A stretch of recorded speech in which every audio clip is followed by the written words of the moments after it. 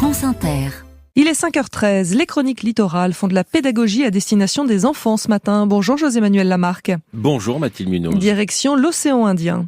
Oui, je vous emmène Mathilde dans l'océan Indien parce que Clarisse Couffourier, la vice-présidente de l'Indian Ocean Life Marine Foundation, la fondation pour la vie marine dans l'océan Indien, est venue nous visiter afin de nous présenter cette fondation. Il faut dire que c'est une belle aventure engagée pour l'étude et la protection des mammifères marins de l'océan Indien. Cette fondation sensibilise les jeunes générations à préserver les océans. Et elle associe des scientifiques, des naturalistes, des plongeurs et des volontaires, tous et toutes impliqués pour l'étude, la compréhension et la protection de la faune marine de l'océan Indien. Cette fondation, il faut le dire, a été créée il y a 1 an. Alors Clarisse Couffourier, avec votre fondation, vous nous emmenez à l'île Maurice, parce que c'est une création mauricienne et française. C'est une belle histoire en fait entre Français et Mauriciens. À la base, ce sont des Mauriciens qui ont voulu monter l'Indian Ocean Marine Life Foundation et puis ils sont venus me voir et ils sont venus voir aussi René Euzet qui est un grand réalisateur de films sous-marins. Et puis on a monté donc cette fondation avec aussi François Sarano, notre président d'honneur. Ah, notre François Sarano, bien sûr. Le grand océanographe. Oui. Qui est ancien conseiller scientifique du commandant Cousteau, qui était sur la Calypso avec lui. Et que l'on attend, parce qu'il va pas tarder à venir nous voir, mais c'est vrai qu'il est toujours fourré par Mons et par Vaux. Son passage à Paris, quand même, est attendu. Il viendra. Et c'est vrai que l'Indian Ocean Marine Life Foundation, elle a 3 axes, en fait, majeurs.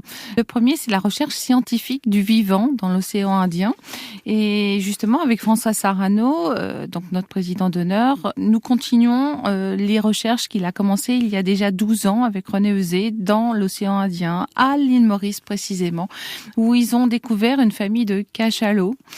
Et en fait, depuis 12 ans, ils étudient ces cachalots. Ils ont monté une centaine de cartes d'identité. Ils ont créé le premier arbre généalogique, en fait, de mammifères marins dans l'océan. Et donc, en fait, on a cette recherche scientifique grâce à François Sarano. Toujours les cachalots Toujours les cachalots. Et on a un programme là de 5 ans avec le CNRS. C'est la bonne nouvelle. Oui. Et notre second axe, c'est la sensibilisation des populations à la préservation de l'océan. Et on s'est dit, qui mieux que les enfants? Si la mer est notre avenir, parce que la mer est notre avenir, elle représente quand même 71% de la surface terrestre, elle absorbe les excès de CO2, elle abrite quand même près de 50% de la biodiversité terrestre. Donc on s'est dit, qui mieux que les enfants? Eux aussi sont notre avenir.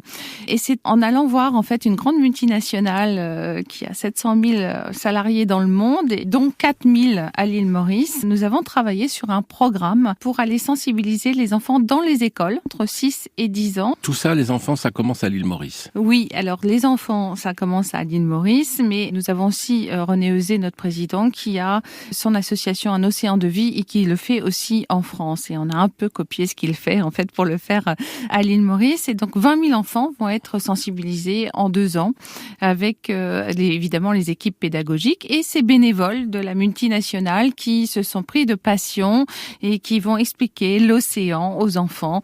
Et c'est bien ça, c'est bien. Toujours les cachalots ou on fait un petit peu de tortue? Alors, pour l'instant, on a un programme sur les cachalots, mais évidemment, dans les écoles, on parle de toute la faune et de toute la flore sous-marine. C'est pas mal tout ça, Clarisse Couffourier, pour la première année de la Fondation. Oui, c'est bien parce que nous avons déjà plusieurs programmes et nous avons bien bossé, on va dire, et on va continuer. On veut développer aussi des choses, évidemment, avec la France, avec l'Europe. Merci à vous, Clarisse Couffourier.